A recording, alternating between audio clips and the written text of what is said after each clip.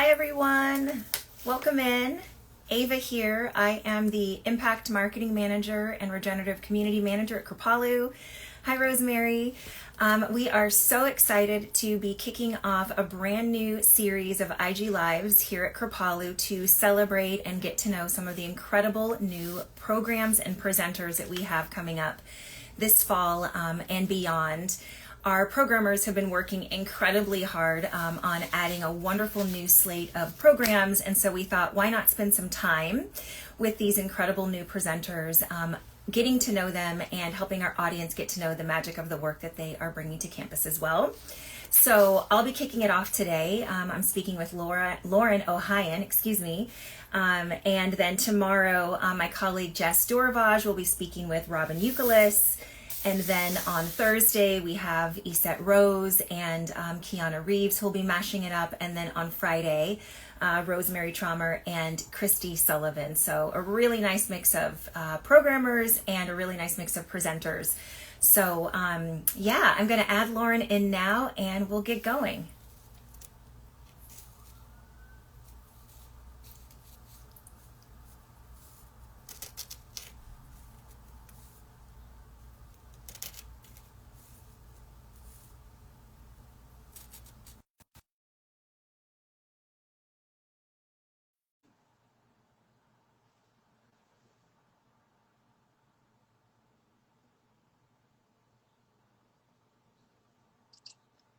Hey, Lauren, how are you? Hi, how are you? Let me adjust my tripod. Okay, awesome. Can you hear me okay? Yeah, perfectly. Can you hear Great. me? Yes, actually, I'm going to turn my volume up just a little bit. Great. Awesome. Okay. Right on. Well, welcome in. Welcome in. We're Thank so you. excited to be speaking with you. I had given a little introduction before adding you in, just letting everybody know that we've added so many wonderful new programs to the lineup at Kripalu, which means new wonderful relationships come along with it. So we thought, what better way to celebrate than spending some time with some of our new luminaries, is what we call you guys internally. So it's wonderful to connect. Thank you. It's good to be here. Thank you so much for inviting me. Yes, indeed. I'm excited to talk to you and to come to Kripalu. So thank you. Yes. Yes. Will this be your first time coming to campus? No, I mean, I've been coming my whole life, I feel Okay. like. I mean, my whole adult life. I came the first time with my mom when I was 19. Awesome. I know. It I was won't ask how long amazing. ago that was. I'm not afraid of age. I'm 48 and extraordinarily proud of it. Yeah. Yes, right on, which I think is also Yeah. part of your work, right? That type of Not being empowerment. afraid of, yes, so just owning owning your life stage is important. Yeah, right on. Awesome. Well, tell us a little Yeah. bit about, so one of the things that's very interesting is I usually do a lot of studying up, right, before getting on live and meeting with folks. But I thought the whole point of this is to kind of like get in, sort of be a guest, right? Be a loyal Yeah. Kripalu person and go, okay, great. This is someone who's new to me and new to the community. So I am brand new to you and your work. So I'm really excited for this chat. So tell us a little bit more about your personal story and sort of how you got involved and what your signature work is. Yeah. So my signature work is helping people with their core and pelvic floor. I got into, and I work primarily with females. I got into this work because I myself had three children. I had three kids in 3 years, believe it or not, 3.5 years. And I was working a lot as a yoga teacher. I've been teaching yoga for 25 years, yoga and Pilates and functional movement. And a lot of my clients were coming with a lot of the same core and pelvic floor issues. And a lot of them were, telling me what they had been prescribed by their practitioners or by their PTs, and it was a lot of very binary, kind of isolated Kegel like work. And I was really interested in helping people resolve their issues in a more whole body, long chain experience. So I created a program called Restore Your Core. It's been around for 10 years. We have over 15,000 members. Amazing. I teach it online, I teach it in person. We have over 500 trained teachers who teach it all around the world. Yeah, and so I got into this work just because I myself was very interested in like putting a different light on the core and pelvic floor. I felt like a lot of it was either the pelvic floor needs to be tighter to be better, which is not true, or your Mm-hmm. core needs to look flat to be considered good and Right. strong, which is Right. also not true. So Right. I was like, let's pop some myths while I we're at it. Yeah, I just wrote myths down on my notepad here.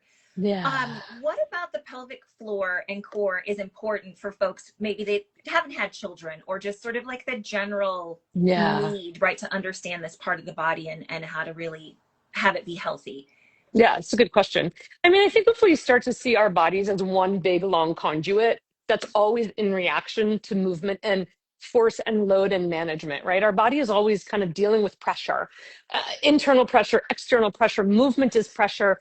And our core and pelvic floor are part of that with the breath, right? Part of that pressure system. And there's this constant relationship between the breathing and the pelvic floor, and it goes through the core. And you also have the spine that needs to undulate and move with that. So I would love people to know that their core and pelvic floor is not just this kind of isolated area, especially the pelvic floor is not like an area of shame. And that like Mm, 1 in 3 females will experience pelvic floor issues in their lifetime. And hmm. that Kegels are not the solution for all pelvic. Like you don't need to just keep squeezing your vaginal muscles and then everything will be okay. It's a very patriarchal approach to a wondrously three-dimensional system of the pelvic floor. So Yes. I think I just want people to know that core and pelvic floor issues are really common, but also the pelvic floor, it's like everybody wants flat abs and like a tight butt and I don't even know what, but you can't really get there. Like I'm not going to judge people's desires. You can desire any body you want, but you can't really get there without the cooperation of your pelvic floor. So, Mhm. and how do we start to integrate it into the core? Again, if Kegels are not the answer. So Right. I really just want people to understand that their bodies are one long unit and that creating integration in one part will create integration in another.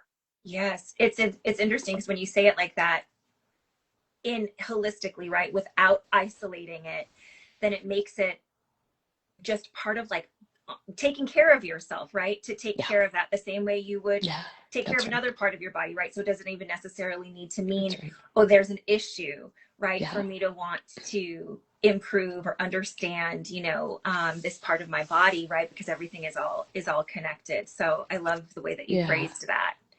And if you do end up with an issue and your practitioner does tell you to go do some Kegels, you can question that because that's like saying if your shoulder hurts, you should just do some bicep curls and everything will be okay. It's Mm-hmm. again like a very isolating way of looking at it. Yeah. So, Yes. Yes. We're going to put a little pin in the patriarchy. yeah, something like that. Yeah. Exactly. What surprised you most about the work? First of all, congratulations on the success of it. I mean, obviously that shows how important it is, that there's such demand and interest and need.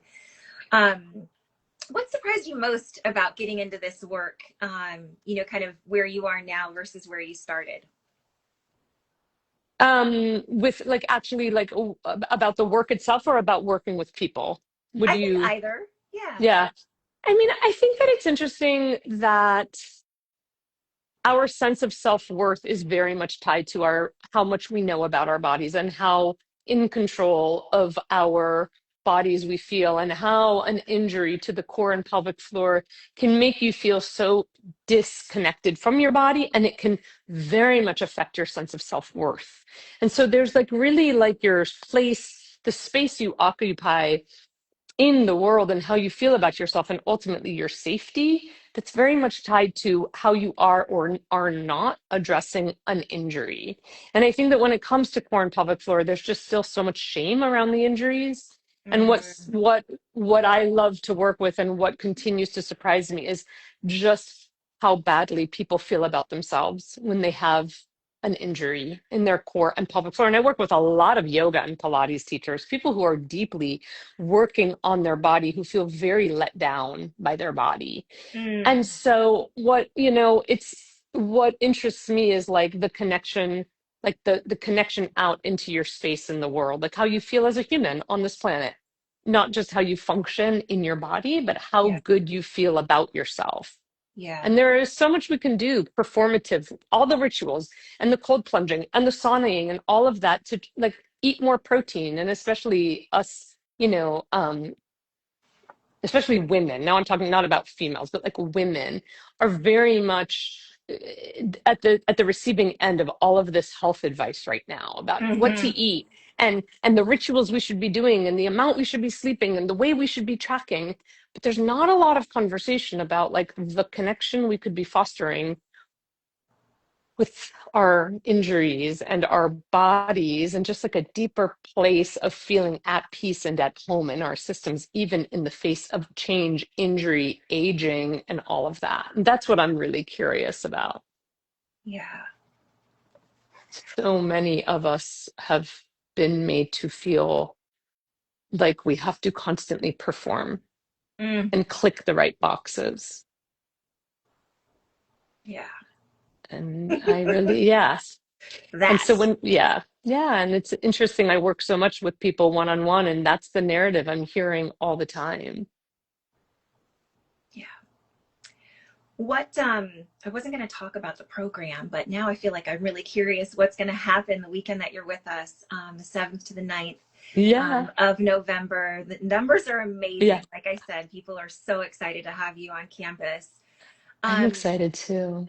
Tell us a little bit about what's going to happen that weekend, and then I'll go back to the questions I'm supposed to be asking. Yeah, yeah, no, I'm excited to talk about it. When I was kind of imagining it, I was like, I want to redefine strength and use the tools of embodiment to help people get there. So one of the things that I'm good at with as being a teacher is kind of helping people feel their body. So there's going to be like a lot of core and pelvic floor focus, but more from feeling and then taking that feeling into doing.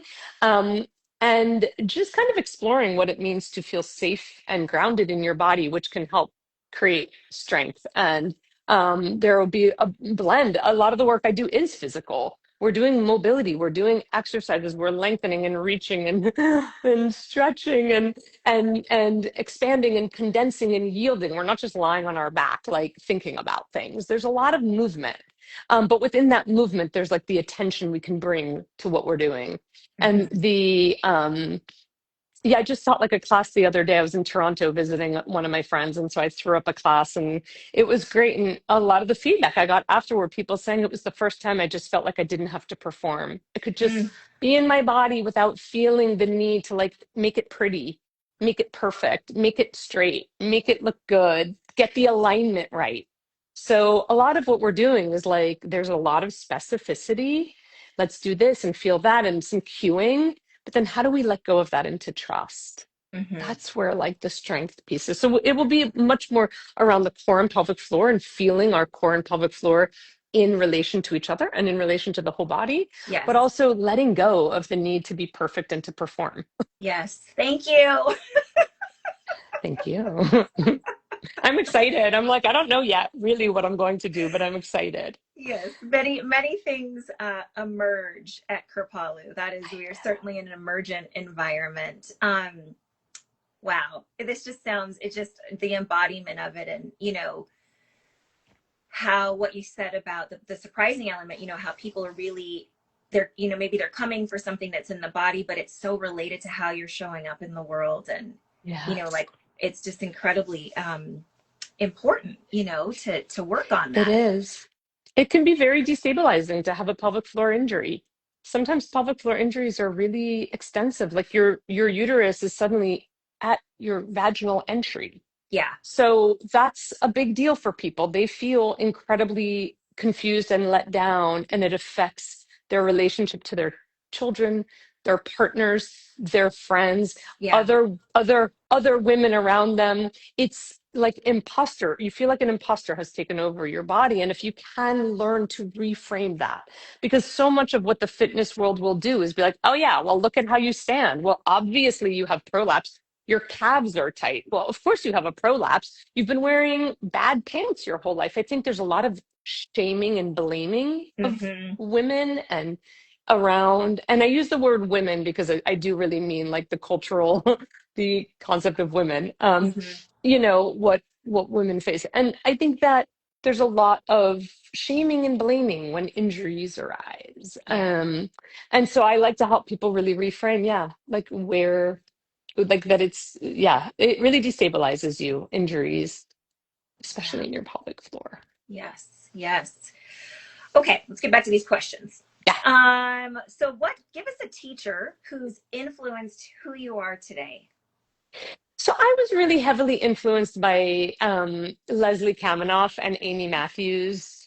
Yeah, I found them at a time in my career that was really just the right people at the right moment for me.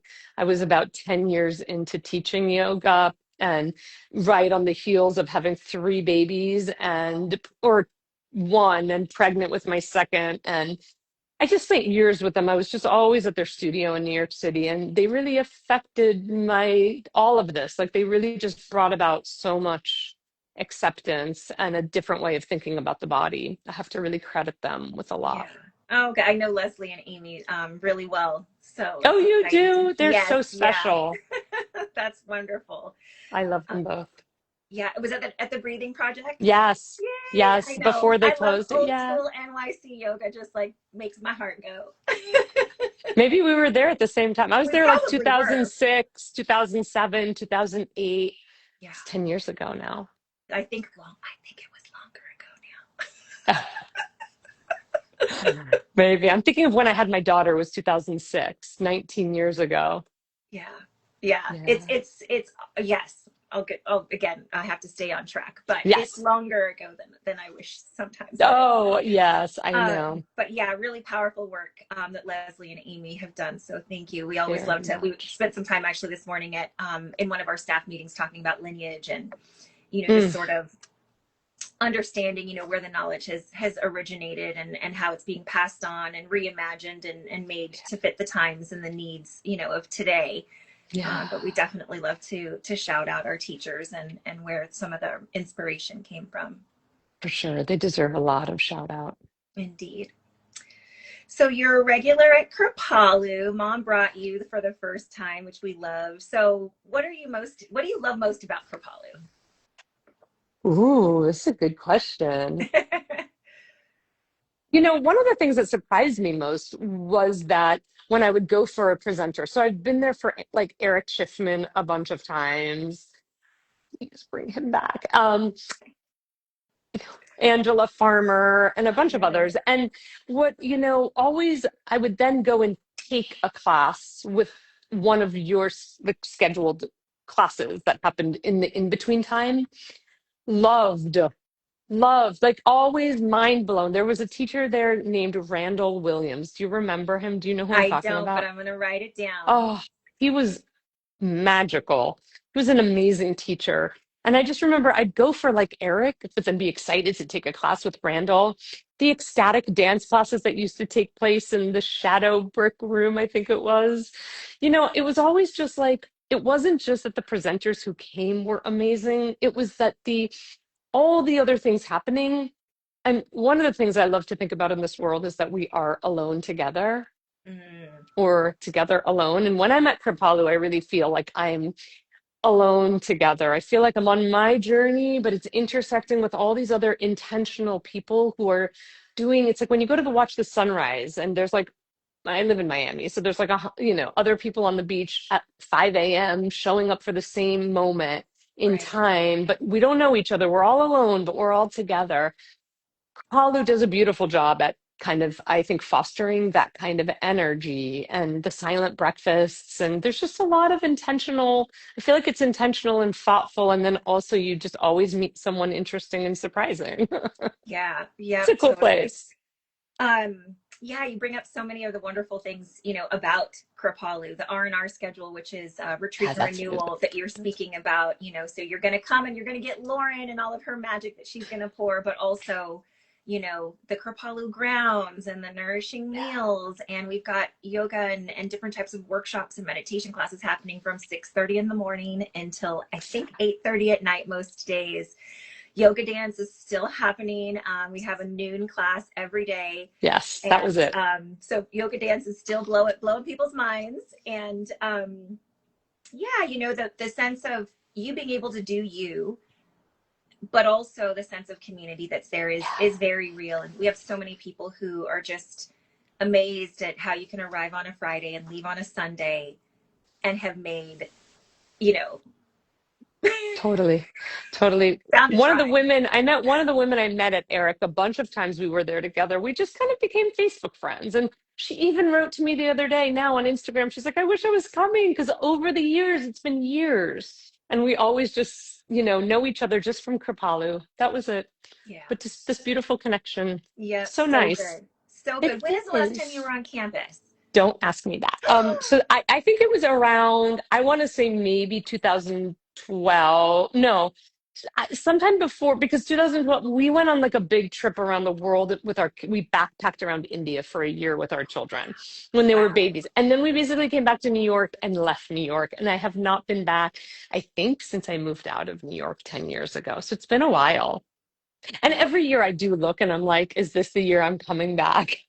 I love Jillian Pransky. She's Yes. somebody I know. I just love her. I've been with, known her for years and taken her classes for years. And every year I'm like, I should go to Jillian at Kripalu Oh, because well, she's amazing. She's we're coming thrilled next to. weekend, I think. Yeah, she's Yeah, around, a wonderful part of our yeah, community. she's Um, wonderful. and it's there's going to be so many new things when you get to campus. We have beautiful, Oh, literally, like, we got a glow up last year. We had a oh, flood, which is a whole nother story, so we got to redecorate, and we just did a rebrand, so beautiful new website, and just new awning, and just sort of a 2.0 yeah, for Kripalu. But then everything that you know and love is still there. So it's a really neat time. I'll be excited to hear how it is for you coming back to yeah. campus after a good run there. And thanks for traveling up from Miami to New England. When am I coming back? Always, always. It was when you all reached out to me, I was just like, oh, finally. It's just I've always wanted to teach at Kripalu. I'm really looking forward to it. Oh, we cannot wait. Okay. So last little bit here is if it's possible to share a practice, maybe something that can be easily integrated into your daily life, something that I could do working from home, Yeah. or that can maybe help us understand, your work, but something that's like super practical, that maybe we could have a little glimpse into what you're going to be doing with this and Yeah. what your work is. That's a really hard one. I was thinking about that for a while this morning. I was like, oh, what do we do? But I think one of the things that I teach people that they really love is that like your tailbone can wag. Like Mm-hmm. people don't know that our tailbones can wag. And actually in the front, our clitoris can wag too. So Mm-hmm. both the tailbone and the clitoris can do this movement, which is incredible. It is wonderful. And so sometimes when people are like, if you don't believe in Kegels, what do you believe in? And I'm like, well, I believe in like whole body movement. But if you want to isolate, how about you start connecting to your tailbone moving, right? And Mm-hmm. sitting down is a hard way to get your tailbone to move because a lot of us are kind of sitting back on our tailbone. So I encourage people to kind of stand up. You can have a slight bend in your knees and just start to feel like move the whole pelvis. You can Mm-hmm. swing it backwards and forwards. That's really helpful for people. Right. Then you make the movement smaller and smaller and you think about just the tailbone. And it's this tiny movement. But what I do love about it when you finally get it, the aha moment, I used to call it the holy shift moment. The holy shift moment of getting your tailbone to swing is that we often think of our bones as being like this tight, rigid thing. We don't often think that the tailbone can move. And it's a different way in to the pelvis area. It's like we're not thinking about stopping our pee or doing a Kegel. It's not a squeeze. It's not a pull up. It's not a tighten.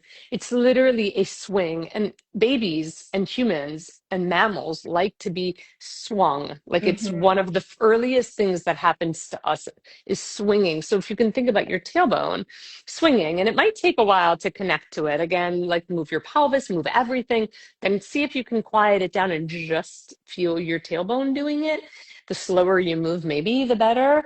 Um, and then it's like this aha moment is like, oh, wow, there's like a world of adventure inside my body. Like there's this Mm. adventure park that I can ride in my body. And it's just this connecting to your um pelvis and pelvic floor in a really different way. And then with the front, with the clitoris, and again, I hope it's okay to say the word clitoris here. It's too late, so go for it. I would assume it's not a bad word. It's not a So, bad word. and in the front, it does nod forward and backward in the same motion as the tailbone.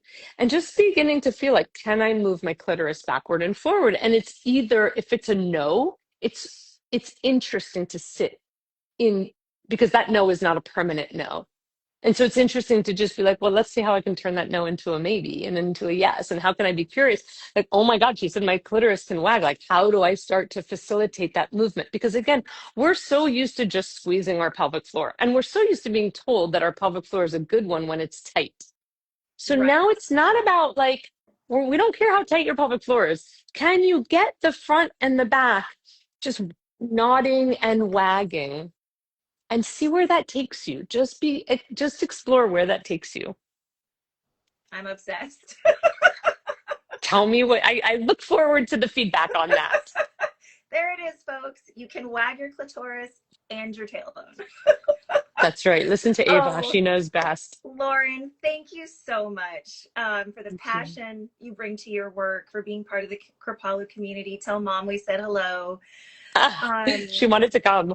oh, we're looking forward to having Thank you. you. Any final words you might want to share? No, I'm really honored. I'm really excited to be part of Kripalu in a different way and to change the relationship there and try something different. And I'm excited. So thank you for trusting me on this path, this journey, this adventure. Right on. Thank Sounds you. wonderful. Have a beautiful rest of your day, and we will see you You here in a too. few weeks. Absolutely. Thank you. Awesome. Take care, Lauren. You too. Bye.